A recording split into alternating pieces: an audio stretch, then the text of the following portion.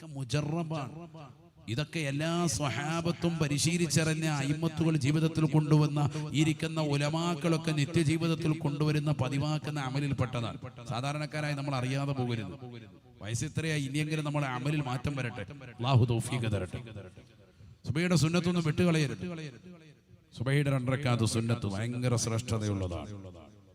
അത് നിസ്കരിക്കേണ്ട രൂപമാണ് പറഞ്ഞത്. ഫാത്തിഹ, അലം നശ്റഹ് സദ്റക, ഖുൽ യാ അയ്യുഹൽ കാഫിറൂൻ. ഒന്നാമത്തെ റക്അത്തിൽ ഫാത്തിഹ, അലം തറ കൈഫ ഫഅല റബ്ബുക ബി അസ്ഹാബിൽ ഫീൽ, സൂറത്തുൽ ഫീൽ, സൂറത്തുൽ ഇഖ്ലാസ്. നമസ്കരിക്കണം. അങ്ങനെ നിസ്കരിച്ചു നോക്കിയ നാളെ മുതൽ അങ്ങനെ ചെയ്തു നോക്കിയ വിവരം അറിയും. അപ്പോഴാണ് മാറ്റം ഉണ്ടാവുക. അല്ലാഹു തൗഫീഖ് തരട്ടെ. എല്ലാ ടെൻഷനും പ്രയാസവും വേദനയും ബുദ്ധിമുട്ടും ഒക്കെ മാറും. ശാരീരിക അസ്വസ്ഥതകൾ മാറും. എല്ലാ ക്ഷീണവും മാറും. അല്ലാഹു മാറ്റി നൽകി അനുഗ്രഹിക്കട്ടെ. ഹദീസല്ലേ, നബിതങ്ങൾ പറഞ്ഞതല്ലേ സല്ലല്ലാഹു അലൈഹി വസല്ലം. ചെയ്തു നോക്കിക്കൂടെ? ഒരുപാട് ആളുകൾ പറയുന്ന പലതും നമ്മൾ ചെയ്തല്ലോ. ഇനി പ്രവാചകരുടെ അധ്യാപനത്തിലേക്കൊന്ന് തിരിച്ചു വാ. അല്ലാഹു തൗഫീഖ് നൽകട്ടെ. പിന്നെ പുരുഷന്മാര് നേരെ പള്ളിയിലേക്ക് പോകും. ജമാഅത്ത് നഷ്ടപ്പെടുത്തരുത്.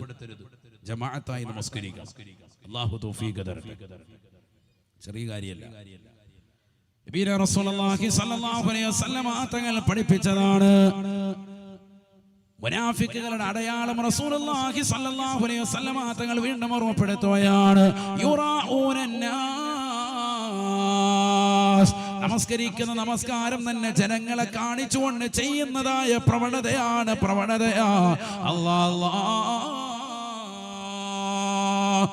ആളുകൾ കാണാൻ വേണ്ടി നമസ്കരിക്കുന്നവർ, ആളുകൾ അറിയാൻ വേണ്ടി ദിക്ർ ചൊല്ലുന്നവർ, ആളുകളെ കേൾക്കാൻ വേണ്ടി ഉറക്കെ ഓതുന്നവർ, ജനങ്ങളെ കേൾപ്പിക്കണമെന്നുള്ള ഭാവമാണോ, താല്പര്യമാണോ? ആഖിറം നഷ്ടമാണ്. ولا يذكرون الله إلا قليلا. വളരെ കുറഞ്ഞ സമയം മാത്രമാണ് അല്ലാഹുവിനെ സ്മരിക്കുക എന്ന് വിശുദ്ധമായ ഖുർആൻ. അല്ലാഹു വളരെ കുറഞ്ഞ സമയം മാത്രമേ ഓർക്കുന്നുള്ളൂ. അവൻ യഥാർത്ഥ മുഅ്മിനല്ല. അല്ലാഹു നമ്മളെ കാക്കുമാറാവട്ടെ. പറഞ്ഞ അങ്ങനെയാണല്ലോ. ഇപ്പൊ നിസ്കരിക്കാൻ വേണ്ടി കൈകെട്ടിയാൽ തന്നെ ആ നിസ്കാരത്തിൽ തന്നെ കുറഞ്ഞ സമയം നീങ്ങുന്നുള്ളൂ. അല്ലാഹു ഓർക്കുന്നുള്ളൂ.